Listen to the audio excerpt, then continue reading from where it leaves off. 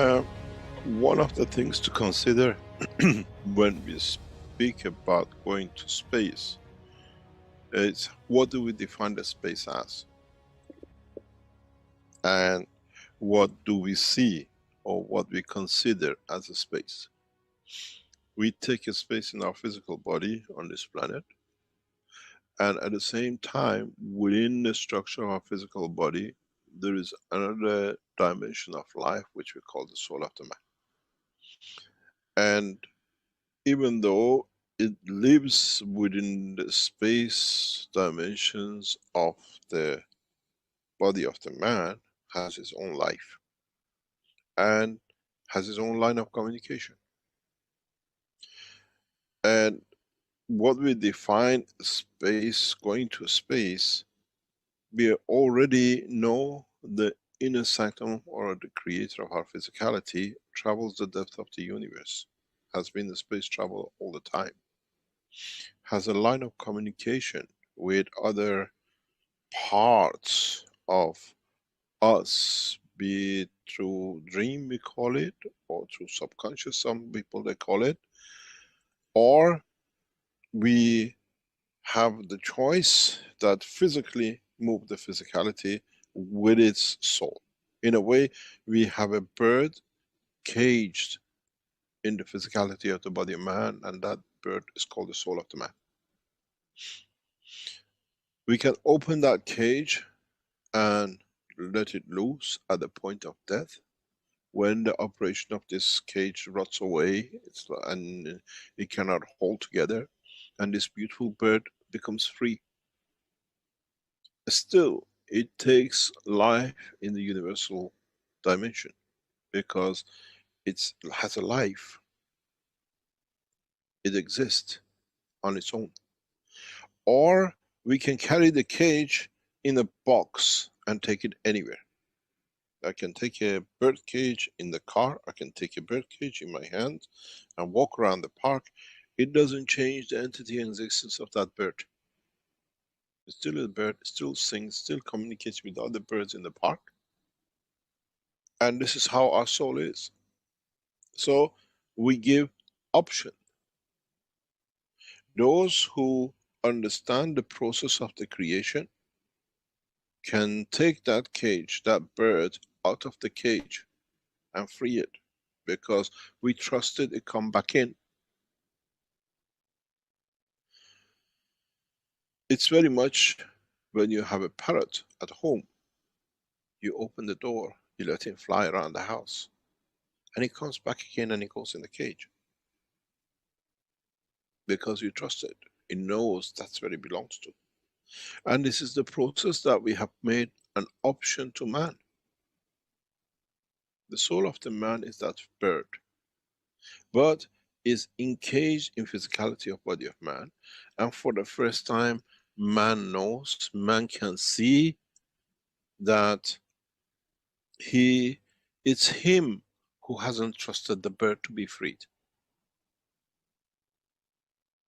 And it has come the time that he does not need to see the cage to break up, to rust, that the bird can fly out, or by accident open the cage's door is open and the bird flies out.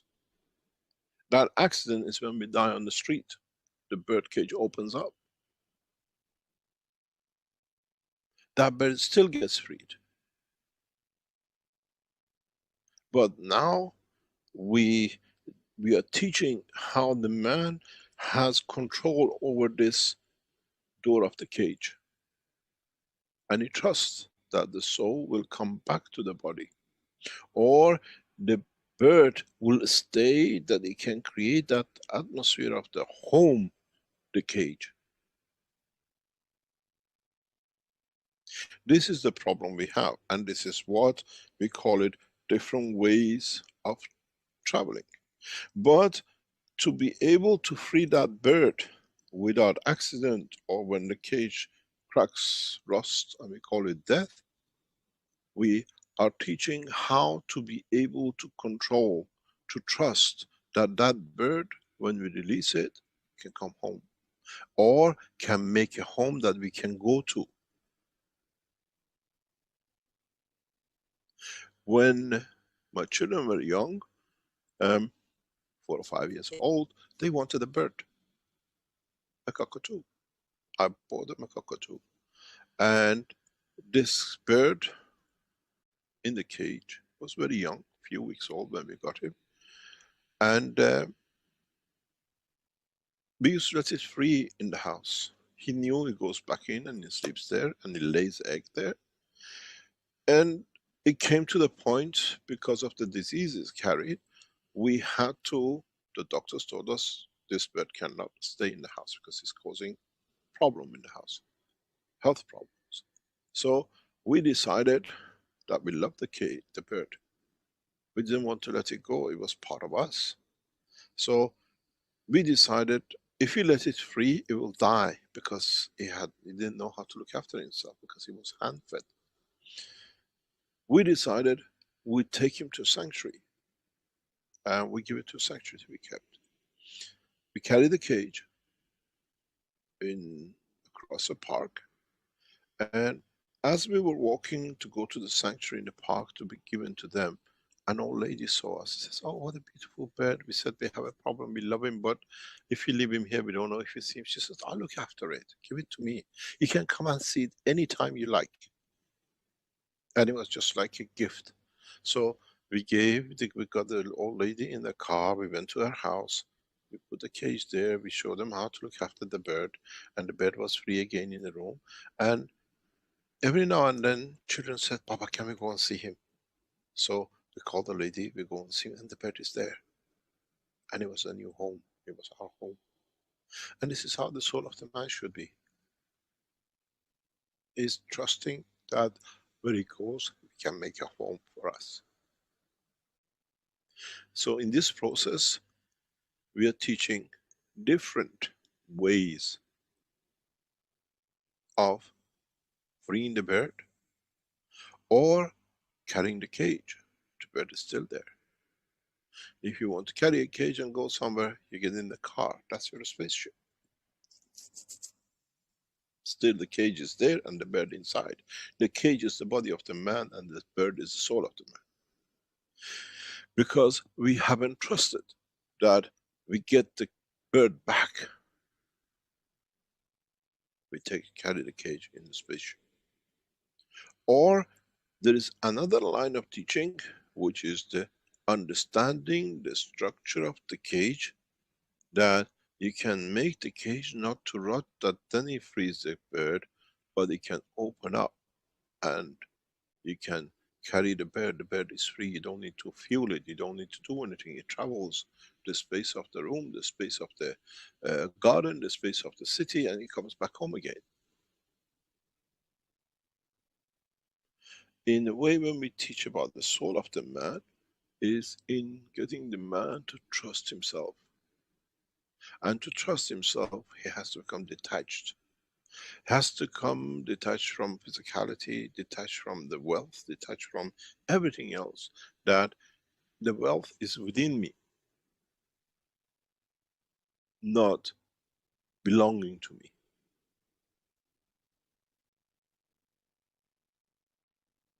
And this is where every man makes a mistake. In many of the teachings I have referred, if you understand that you can put the soul of the man to act with the soul of physicality of the man, you can make anything you like.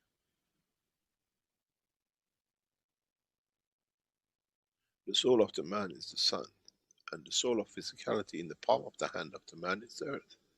You move it in the direction, you create water, you create food, but you don't need to have it. It creates the energy that the physicality of the man can absorb.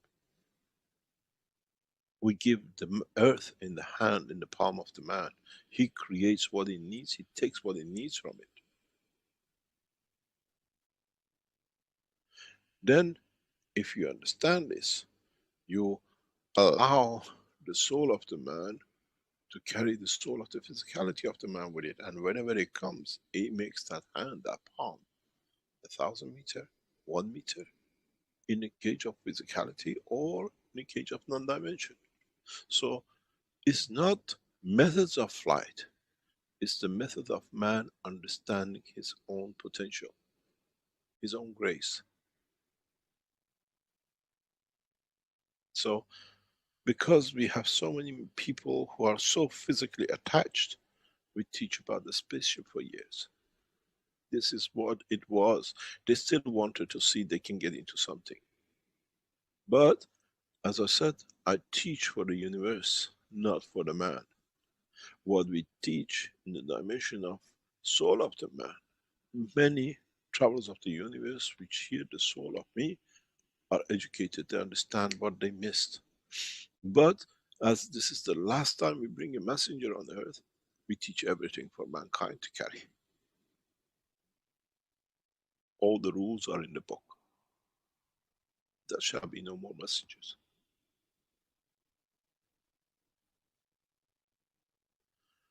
It's for man to translate knowledge.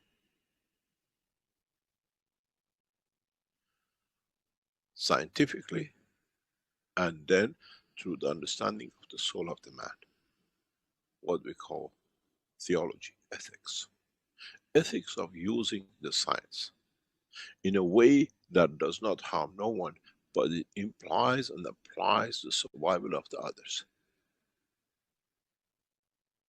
I was talking about this a few days ago, that there is a paper written by me, the station of the scientist as a prophet.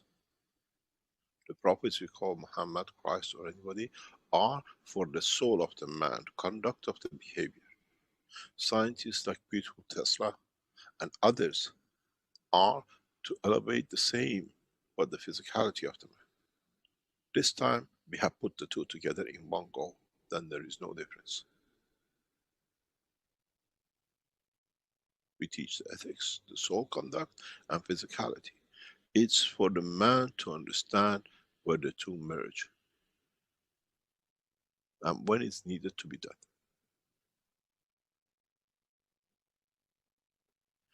The totality which counts, not the individuality. What you can serve counts, not what serves you.